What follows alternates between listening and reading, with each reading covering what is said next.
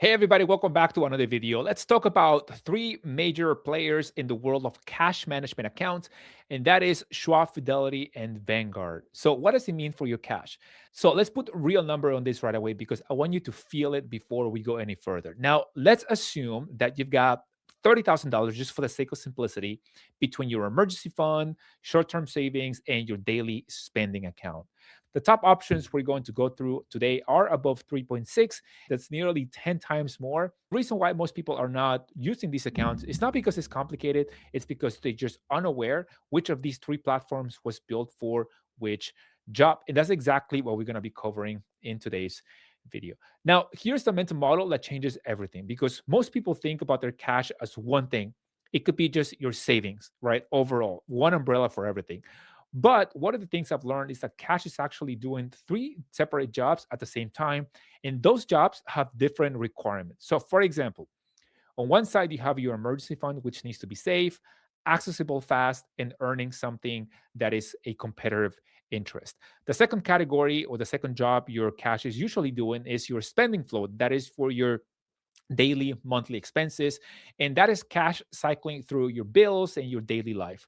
That needs banking features, not just a high interest. And also at the end, you have your short term savings. And that is money with a destination, perhaps, for example, like a down payment or a car. Maybe that needs the highest yield you can get without locking it up. Now, here's what happens. The mistake most people make is picking one account and assigning all three jobs to that specific account. That's like using the same tool to drive a screw, hammer a nail, and cut a board. Each platform we're looking at today is generally excellent, right, in their own jobs. And once you know which jobs you're hiring each one for, the decision is going to get a lot easier.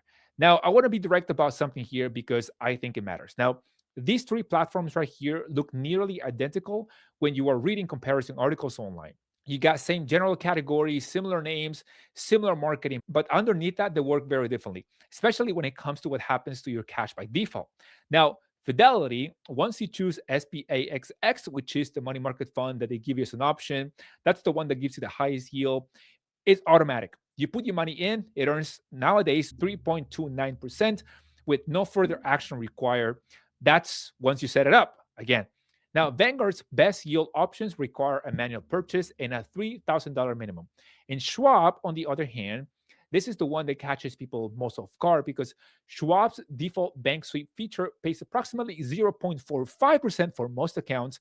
Now, if you compare that to Vanguard's 3.62%, and you are looking at a gap at more than 3 percentage points on money that's just sitting there. Now, there are many people with meaningful amounts in Schwab who had no idea their cash had essentially stopped working for them. And the default matters more than the headline rate. And that's the thing that most comparison articles will never tell you. So we're going to go over a couple of screenshots here from the website when it comes to Fidelity. Here, this is the cash management account.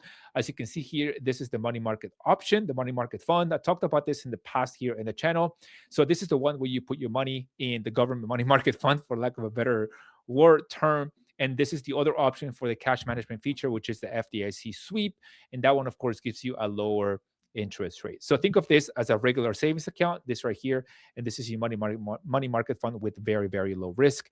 At the end of the day, both of them are cash management account options. Now, Schwab is a little bit different. Schwab doesn't technically call it a cash management account. The reason why Fidelity is an overall cash management account, it's more automated, simpler to use. With Schwab, there is some manual work that you need to do. You need to have a checking account. And then from there, you have to transfer to your money market fund. And that's exactly what I'm showing you here. So Schwab doesn't really have a cash management option. They have money market funds that you can implement into a cash management setup, if that makes any sense. Now, Vanguard does have a similar setup to Schwab over here. Now, here's we're gonna go into how much these accounts are actually paying. And I know that there's a lot of numbers here, so I want you to stay with me here for a second. So let's run the actual numbers side by side so you have something concrete. Now, as of March 2026, which is when I'm filming this video, Fidelity or SPAXX is at 3.29%. Schwab SWVXX at 3.48%, and SNOXX or SNOX at 3.39%. Now, Both of these options are solid, but neither is the default. Schwab's actual default is the bank sweep, which pays approximately 0.45%. And that's the number that matters for anybody who opened a Schwab account and never actually took the extra step to put their money into these money market funds. Now, when it comes to Vanguard, that we're talking about VUSXX at 3.62% and VMRXX at 3.59%. So these are the highest yield on the list, right? But both require, check this out, $3,000 to access and a manual purchase. So the hierarchy here is clear.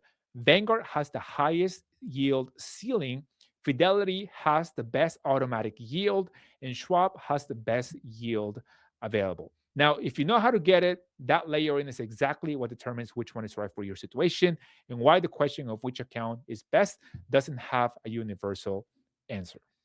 Now, the Schwab sweep change is the most practically important thing in this video for a specific group of people because anybody who opened a Schwab brokerage account more than a couple of years ago and hasn't checked it recently, here's what happens.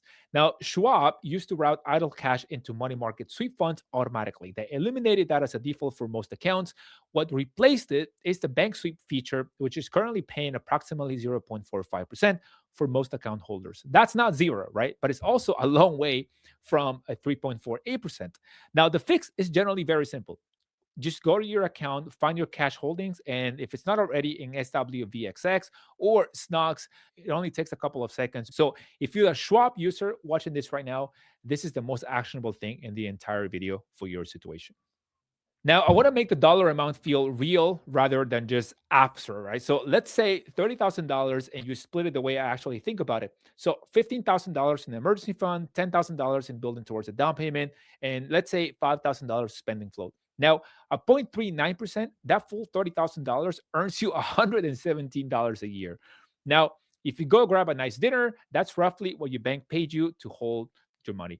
Now, at 3.29% in SPAXX, that same $30,000 earns you $987 per year. At 3.62 in Vanguard, you can earn about $1,000, and that's close to a full mortgage payment in some markets or a meaningful chunk of an emergency fund contribution. And that's just 1 year, right? If you run it out 3 years while you're building towards something and the compounding makes the gap even more meaningful, and none of this requires taking on investment risk.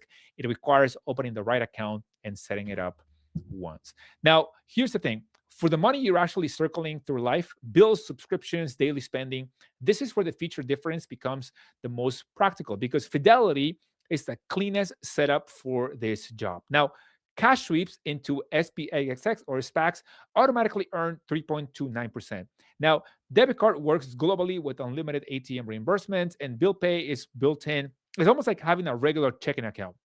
There's nothing to manage. Now, Schwab's checking is also generally strong, especially for travel, because they also have the same unlimited ATM reimbursements, solid mobile app, great customer service. Now, the trade off is that maximizing yield on idle Schwab cash requires a manual step. Now, Vanguard, on the other hand, Vanguard Cash Plus is worth acknowledging here because it does have real banking adjacent features, including bill pay, direct deposit, and mobile check deposit.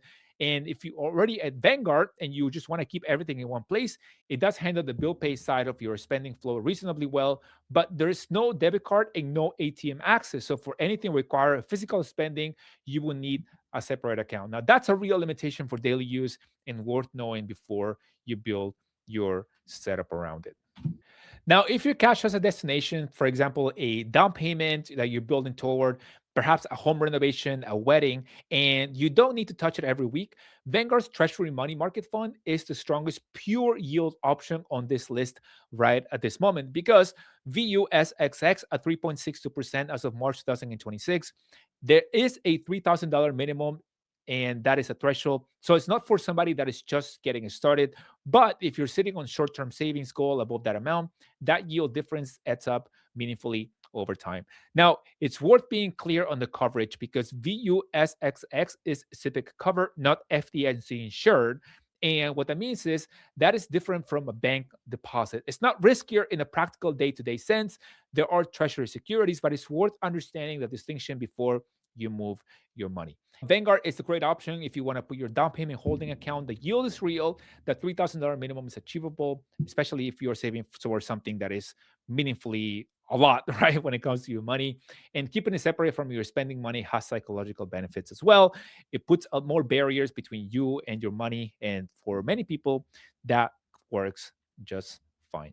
So, which account actually fits your situation? Now, here's how I'd actually think through this decision if I were starting from scratch today. So, ask yourself three questions. First, do I want one account that handles everything automatically without me managing it? If yes, Fidelity Cash Management account is the best option. Second, am I already at Vanguard for my investment and do I want to keep everything in one place? If yes, then the best options for you would be Cash Plus account for the emergency fund, VUSXX for the short-term savings once you hit 3,000.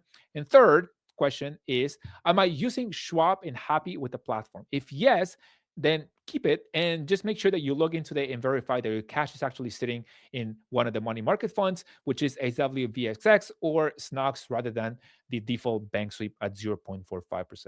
Now, the platform decision is secondary to the setup decision. Every one of these accounts earns close to nothing if you open it and just set it up wrong. So just make sure that you do take your time to understand and you go to the steps to set it up the right way.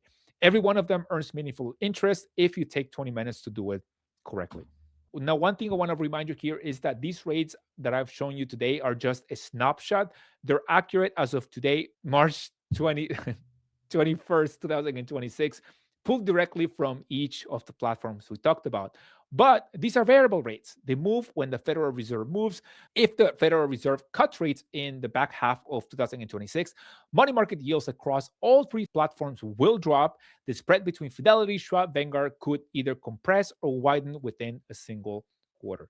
Now, I don't have a crystal ball on the Fed timing, but what I can tell you is that the structural differences, for example, the automatic sweep versus the manual process, then the FDIC insurance versus SIPC, and the banking features versus pure yield, those generally don't change with rate moves. Now, the right account for your cash job stays. The rates are just dependent on what is happening in time. So at the end of the day, my friends, the best account is going to be the one that you open. And if you're somebody that wants to keep up with what's happening in the Federal Reserve and the markets, and you want to understand what's the best place for your cash at the moment, sign up with the newsletter, link in the description. With that being said, I'll see you guys on the next one. Take care. Peace.